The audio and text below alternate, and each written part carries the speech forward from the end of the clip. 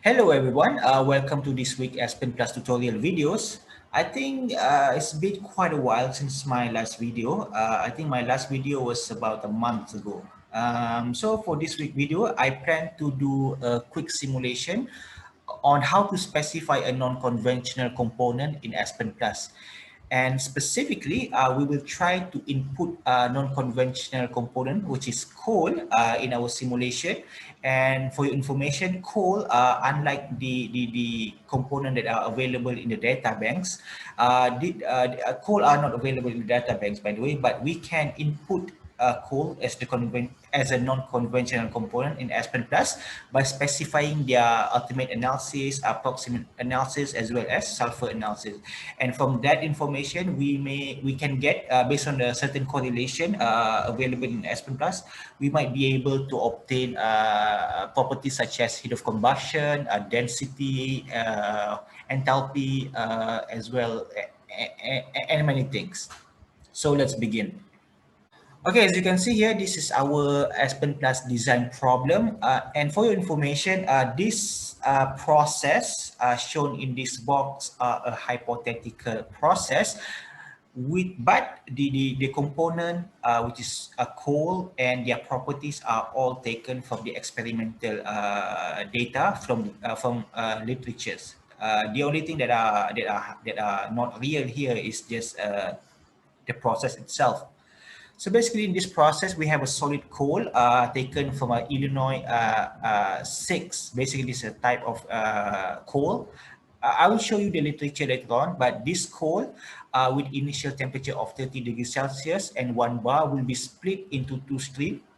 So basically, we have two streams. This stream coal in 2 kilogram per hours of coal will be split into two streams. So basically, we have the first basically the split fraction is 50 to 50, and one of the stream in this case coal 1 will be sent to a heater and will be heated up at the same pressure to 60 degrees Celsius, and then they will leave out the heaters as coal out stream. So what we need to do today is to specify. So what we need to do today is to complete this process, as well as to input this information on the solid coal. So basically, based on the information such as ultimate analysis, proximate analysis, as well as sulfur analysis, as I said before, we will get the enthalpy value, heat of combustion, CP values, as well as density values based on the correlation available based on the built-in correlation. However, this built-in correlation, they are subject, they might be accurate for a certain system and it may not be accurate for a different system. So what we need to do next is to modify some of these properties or some of these parameters to ensure that the properties that we want to get, for example, heat of combustion that we want to get, is matched well with the experimental data.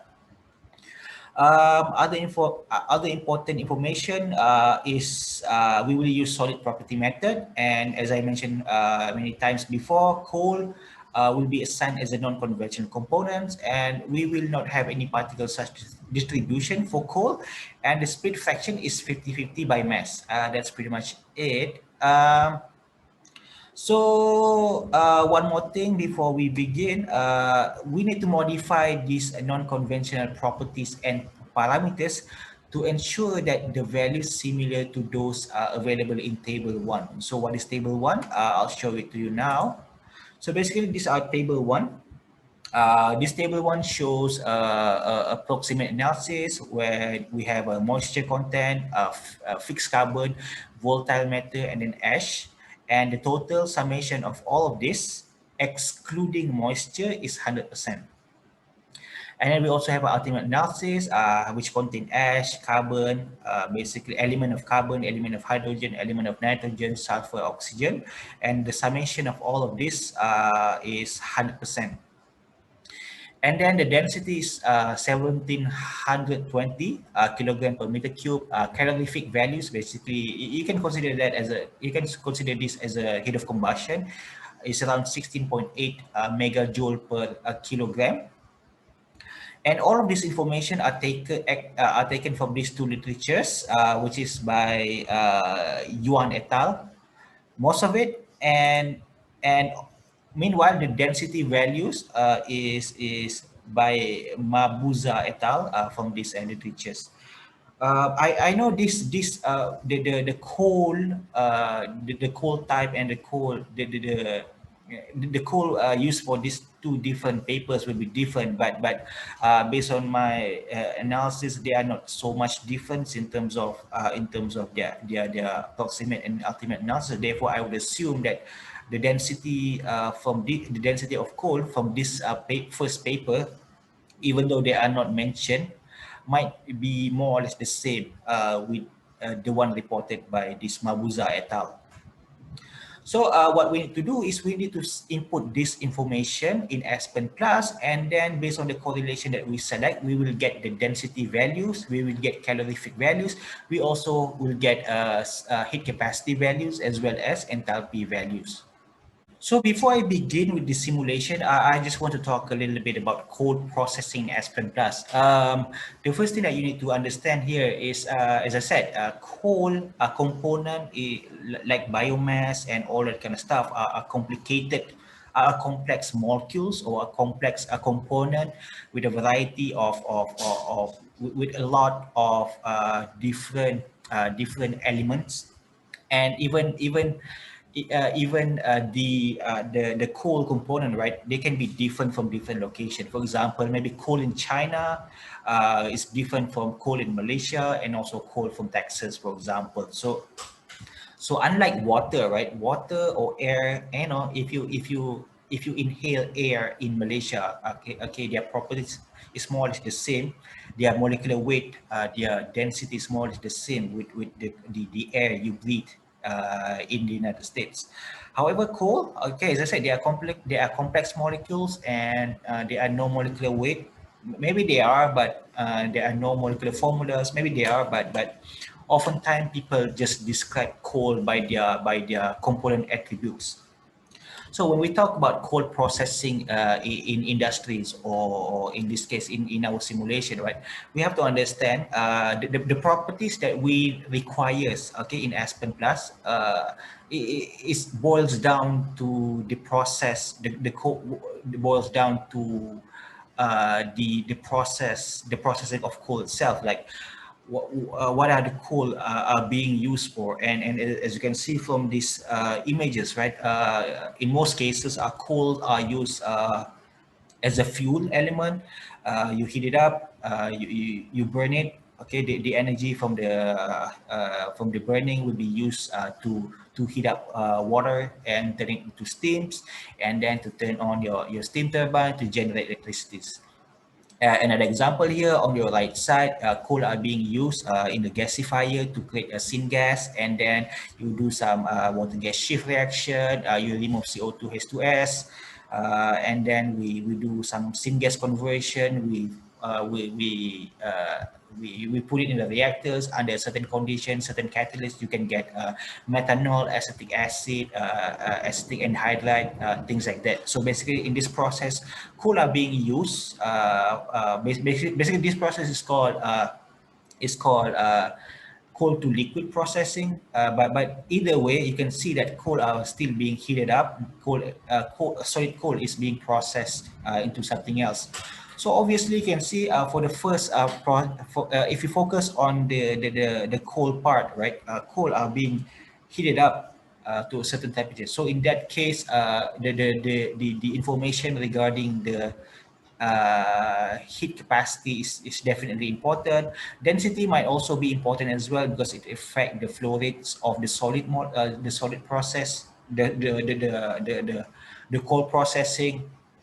Heat of combustion and enthalpy of of a coal is also important, because we need to know what are the energy output, okay, when you burn like 1 kilogram of coal. Therefore, in this case, your Aspen Plus, Aspen Plus might need to have the information regarding heat of combustion, heat capacity, density, and enthalpy of coal in order to complete the simulation. And as I said before, coal is a non-conventional component. Therefore, these important properties is not available in the data bank. So we need to input it by ourselves. There are a few correlations that are available. For example, correlations such as Dulong correlation to calculate heat of combustion, many things which I will show it to you later. But they are, as I said, these correlations are taken from literatures, and certain literatures has a limited temperature range, and then they might be the correlation might be accurate for certain coal types or coal specific coal only, and maybe for coal at a different region it may not work as well. Therefore, we need to find a way on how to modify some of these parameters, or maybe perhaps just use our own version of correlation to calculate the heat of combustion, CP, and density values of coal, which I will show it to you later on. So I have my Aspen Plus ready here. So the first thing that I'm going to do is I'm going to specify types, which is non-conventional component. My component, I'm just going to type a coal. Well, obviously there are nothing in here because it is not in the data bank, and it is not a conventional component. It is a non-conventional component. So what I do next is just hit click next, and then just type solid, I guess. Should be okay. And then hit next. And then here, you can see that this we need to specify what is the model name, basically a correlation or some kind of like some kind of like calculation equation that are used to calculate enthalpy, density, things like that. So for this one, I'm just gonna type H cogen. So basically, this is a coal enthalpy code. Each code will correspond to a different equation, by the way, which I will explain later. But in this case, I'm gonna keep the first option code as one. The third one, I'm gonna change it to 2, which I will explain what does it mean later. And as you can see here, it requires component attributes such as proxanal, ultanal, as well as sulfanal. So proxanal here means proximate analysis of the coal. Ultanal here means ultimate analysis of the coal. Sulfanal here is sulfur analysis of the coal. So to use this enthalpy model, you should have these 3 component attributes of your coal ready. For the density, I will choose this one. Basically, this IGT correlation that are used to calculate the density of a coal. And similarly, this also requires information of proximate analysis, ultimate analysis, and sulfur analysis. So I'm just going to hit next. And then let the simulation continue. Yeah, I have a warning, and the warning here is molecular weight is missing for component. Well, of course, I will get a warning here because my component does not have any molecular weight, but doesn't really matter. It's just a warning. So I'm just going to move on to the simulation environment. Based on our process, we have a stream which is called coal in, which I will rename it later. I have split 50 to 50, and then I have another stream.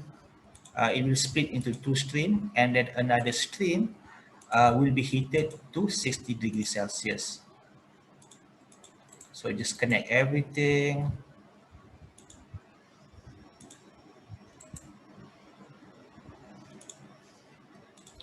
And then you can rename, maybe I rename this as split, S-P-L-I-T.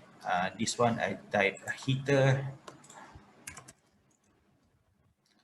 This one is coal in. And then this one is coal 1.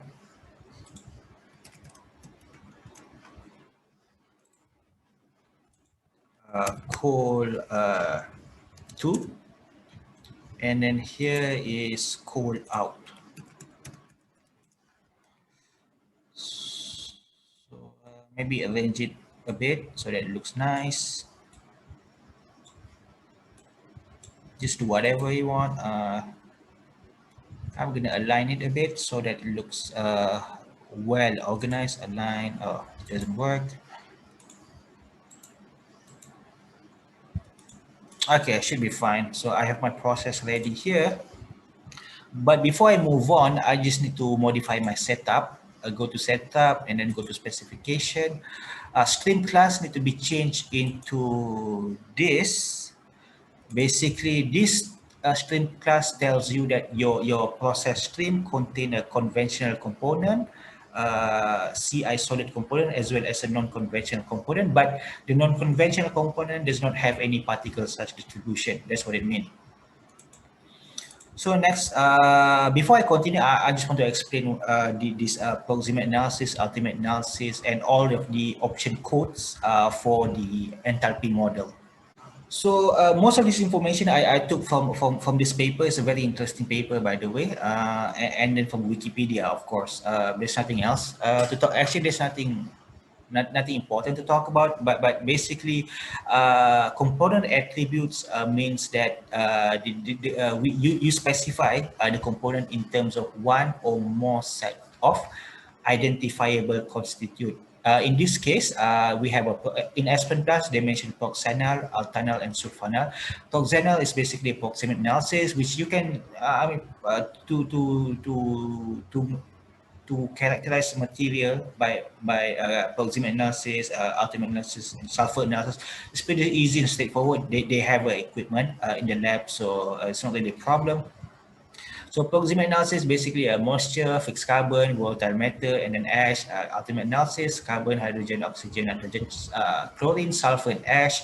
Sulfanal here is a sulfur analysis because sulfur in coal or in biomass does not exist in isolation. They have to exist in a certain compound, maybe organic compound or inorganic compound. But in Aspen Plus, they characterize sulfur in terms of pyritic, sulfate, or organic.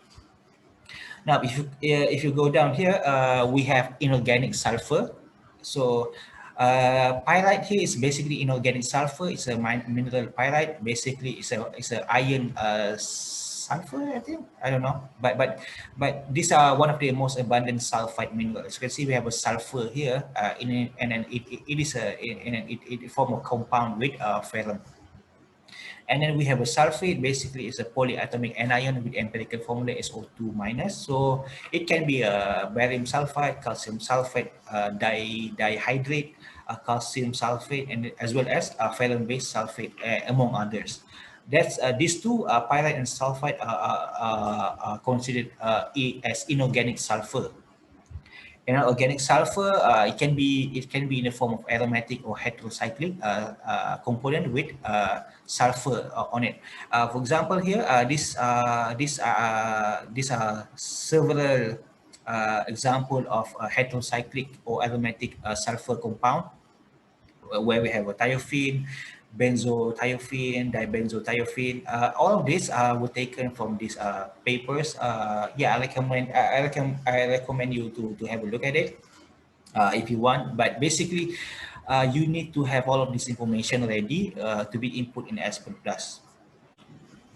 Okay, next I'm going to talk about the option code of HCOLGEN. These are basically a model to calculate enthalpy, heat capacity, heat of combustion for your non-conventional component. In this case, coal non-conventional component. Here I put 1, 1, 2, 1. What does it mean? So each of these, okay, this let's consider this as a first box. This is a box 1. Box 1 is a model, or has a correlation that calculates the heat of combustion. If you choose 1, meaning that you are selecting a Bowie correlation. If you choose 2, Dulong correlation, 3, Grummer and Davis correlation, and so on and so on. So you have option to choose from 1 until 7. If we consider box number 2 here, if you choose box number 2 means that you are an equation to calculate standard heat of formation of the material. So you can use, if you choose option number 1, you are using heat of combustion correlation, or number 2, direct correlation. Box number 3 here is an equation to calculate heat capacity. You can use a Kirchhoff correlation for option 1, cubic T equation for option 2. And finally, box number 4 is basically to calculate your enthalpy basis, where option 1 can be used to calculate element enthalpy of your coal based on the element in their standard state or component at 25 degrees Celsius. And density has their own equation as well, but which I will explain later. But all of this correlation, they require sulfur ultimate analysis, sulfur analysis, as well as proximate analysis. They may only use maybe one or maybe combination of these two, or maybe all three. It depends.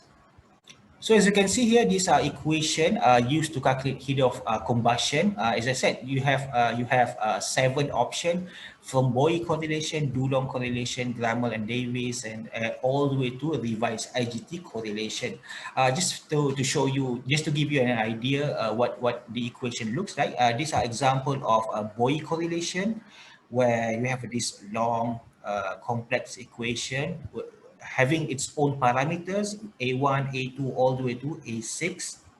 Um, and all of these are and all of these parameters, these are the default values, by the way, by prepared by those who developed this equation and attempt to calculate the heat of combustion of coal based on their specification, I guess. And then all of these are a function of this weight or ultimate analysis of your coal. For example, here we have a weight element of carbon, weight of element hydrogen, weight of element sulfur, I think, oxygen, nitrogen, and these are some constant. You can let's say you calculate using the default values, and you don't get the heat of combustion that you want, that match with the experimental result, right? So what you can do is you can just modify this to ensure that what you get is matched quite well with the experimental result.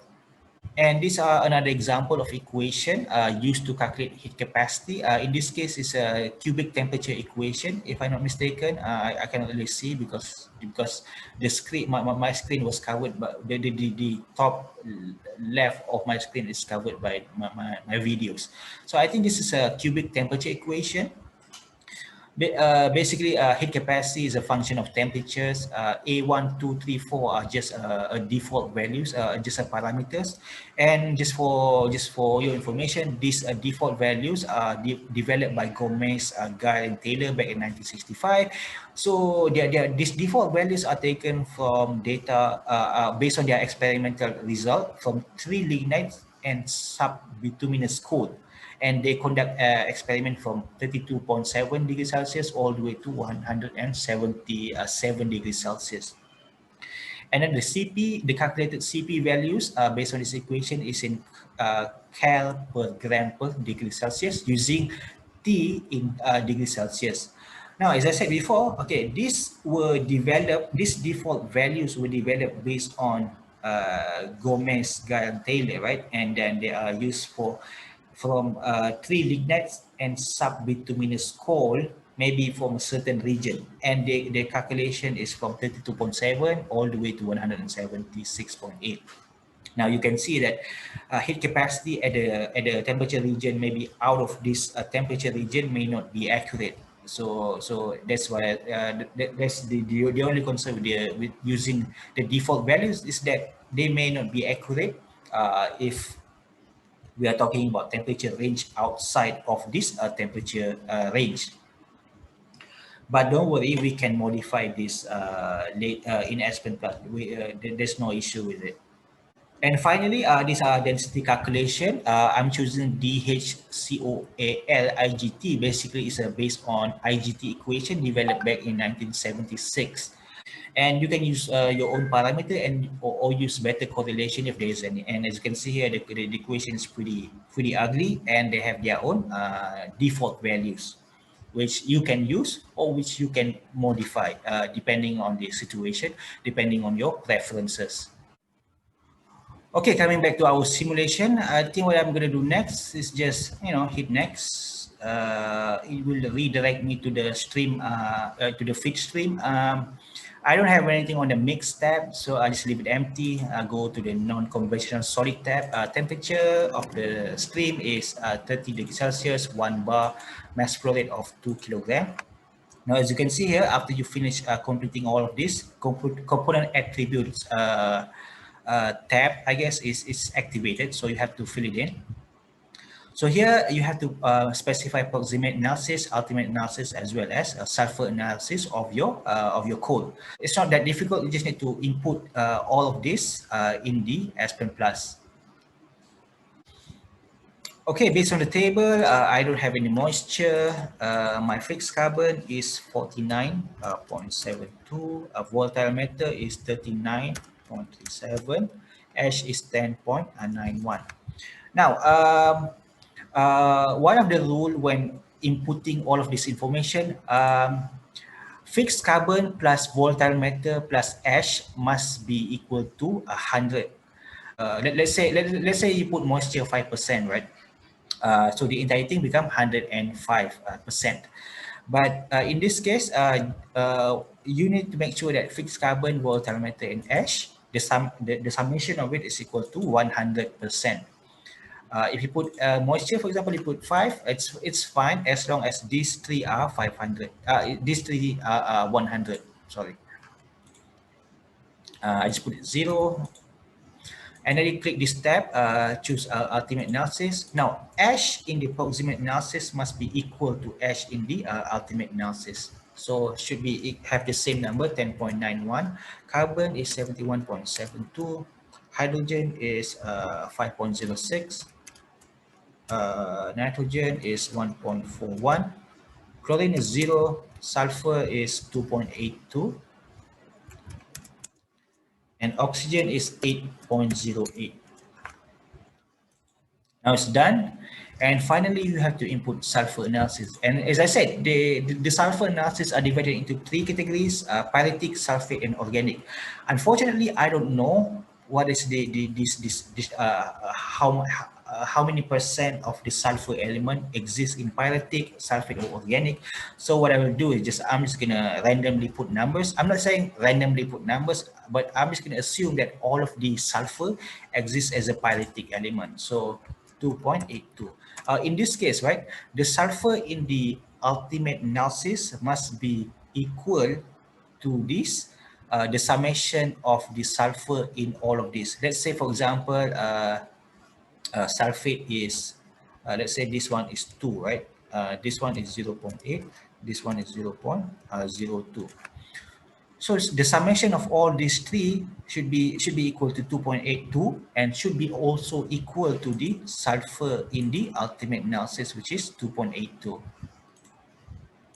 Yeah, I think I'm just gonna keep it like this, and it's already good enough. And then I'm gonna hit next. This one is a heater block. Temperature is 60. I'm gonna heat it up to 60. Pressure of 1 bar. Our split fraction is just 0.5, which is 50-50 by mass. So not really a problem. Just hit next. Okay, in this case, what we're interested in is not really the process conversion. Not what we are interested in is whether or not the correlation is good enough for us to use, or whether the correlation is good enough. Is good enough that it able to estimate the CP values, enthalpy, or heat combustion values equal to the experimental data. That's what we are interested in, because in this process, just nothing new here. We just split and then we just heat it up. Okay. Anyway, I got the results. So what I need to do is just go to, maybe I'll go to a stream result. I guess maybe I'll choose this one. Go to result. Now I go here. I'm going to add properties, by the way. I'm going to choose heat capacity. I'm going to choose heat capacity. Enthalpy for non-conventional component, heat capacity for non-conventional component, density for non-conventional component. Add all of it, hit OK. And then let's see, go to the non-conventional stream. Density is, let me expand all of it first. I should choose enthalpy should be megajoule per megajoule per kilogram. This one should choose, I think I should choose joule per kilogram Kelvin. Coal should be in kilogram per cubic meters. So as you can see here, the density of coal is 1390. Heat capacity of coal is one. I think you should choose a kilojoule. 1.18 kilojoule per kilogram Kelvin. Enthalpy, you can consider enthalpy here as a heat of combustion, I guess, because H is equal to U plus PV, right? U is basically the energy, U is basically internal energy. You can consider that as the energy to break of each of the bond that makes up the coal itself. So I would assume that most of it will be belong to the heat of combustion of coal, which is very interesting. Is like minus. I think this is not right. See, well, surprisingly, it's 0.9197.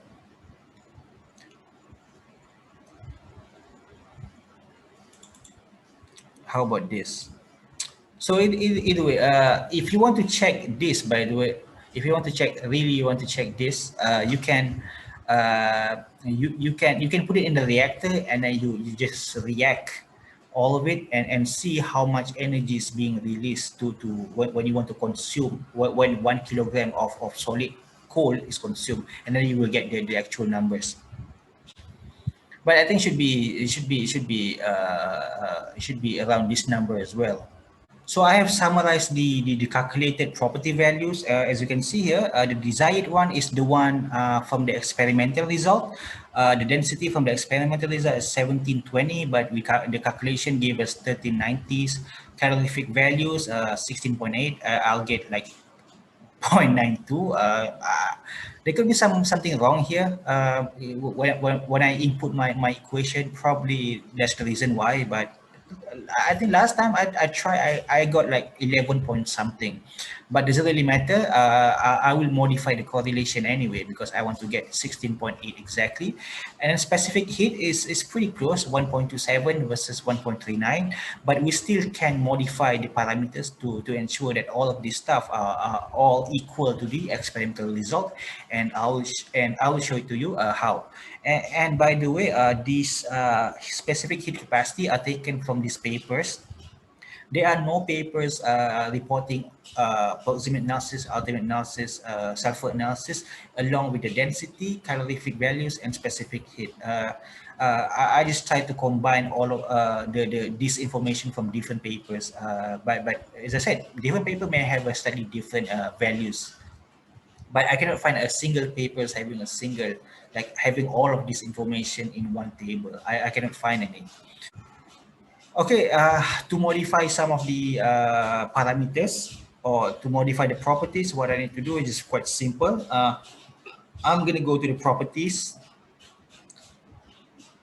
and then I'll go back to the non-conventional property method, and then I will select number 6. 6 here means it's a user input values. It's much easier for me. And then what I need to do is I go to these parameters. I go to pure component. I click new, and then I click non-conventional component, and then hit OK. The parameter that I'm interested in is the heat of combustion. I'm going to choose megajoule per kilogram. So the component that I'm interested in is a coal, 16, this type 16.8. And then hit next.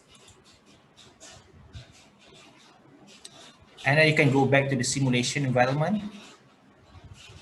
And then you can run, and then you will see that heat of combustion has been changed to around 16 point something. Let's see, I'll choose this guy, I guess. Go to result. And if you go down here, you find out that heat capacity or enthalpy, mass enthalpy here, or maybe enthalpy here should have changes to something around 14 point something. Or you can just edit it. I think enthalpy here, okay, for enthalpy here means, I think U plus PV. So there's a, the number that you have, even though you are inputting 16.8, right? You can the value may slightly change. But if you want to know, but what you did just now, you have already specified that the heat of combustion is indeed 16.8. So there's no so it's not really an issue anymore.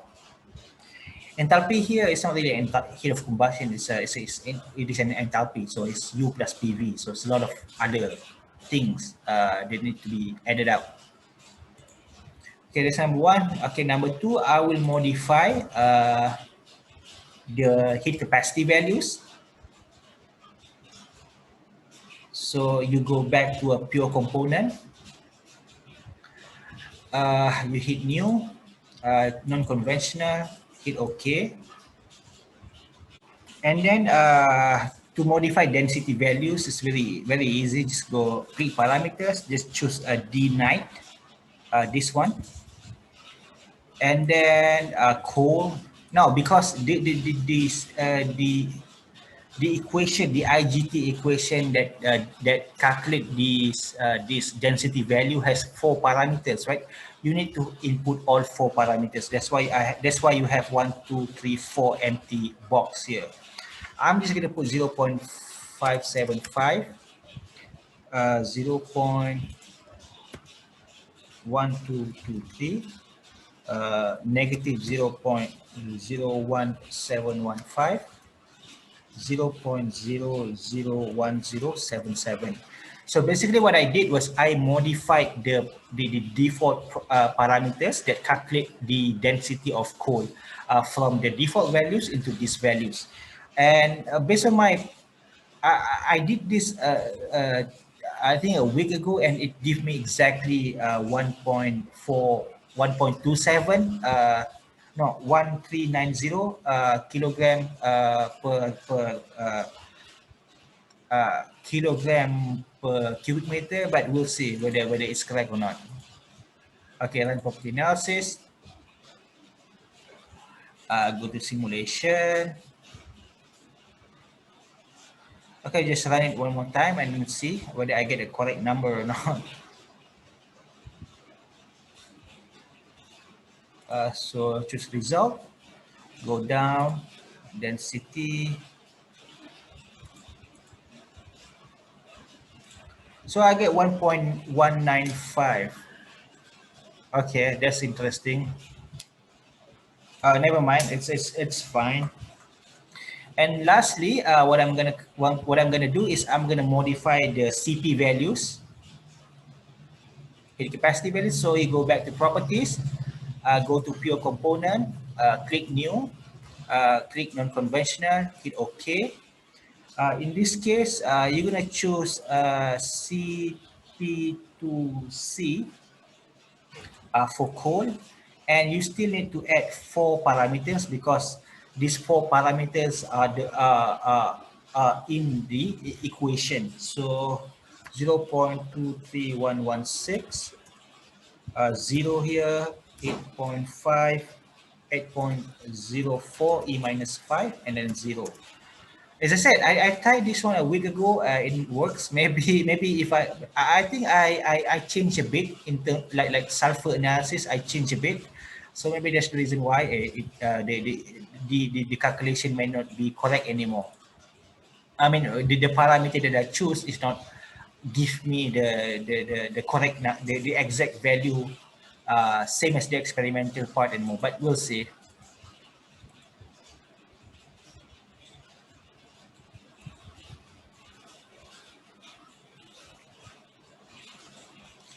So yeah, I run the simulation one more time. Let's see.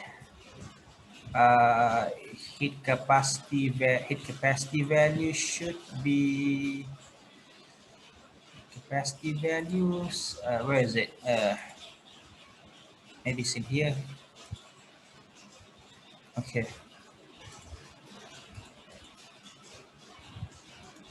1.27. Okay. So that's pretty much it on how to modify some of these properties of non-conventional component.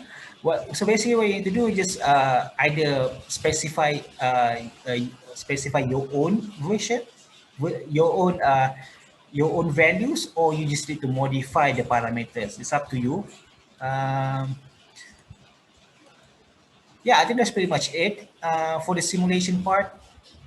So in this slide, I have compiled all of the simulation results. So basically the desired one is the one from the experimental result, and we want our simulation result to be equal to this experimental result.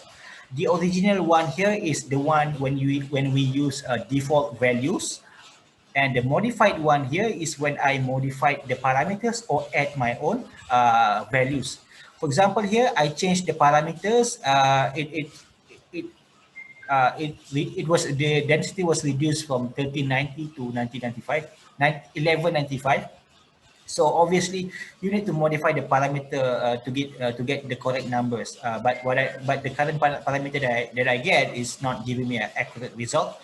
Calorific values, because I don't have to input any parameters. I just have to put the exact numbers. So 16.8 should be equal to 16.8, and specific heat, originally I get 1.39, but if I modify the parameters, I will get 1.27, which is equal to the desired specific heat of coal. Okay, that would be all from me. I hope you guys understand better on how to specify non-conventional component and how to modify the properties of non-conventional component in Aspen Plus. I hope you like the videos. If you like the videos, give it a thumbs up, and I'll see you guys in the next video. Thank you.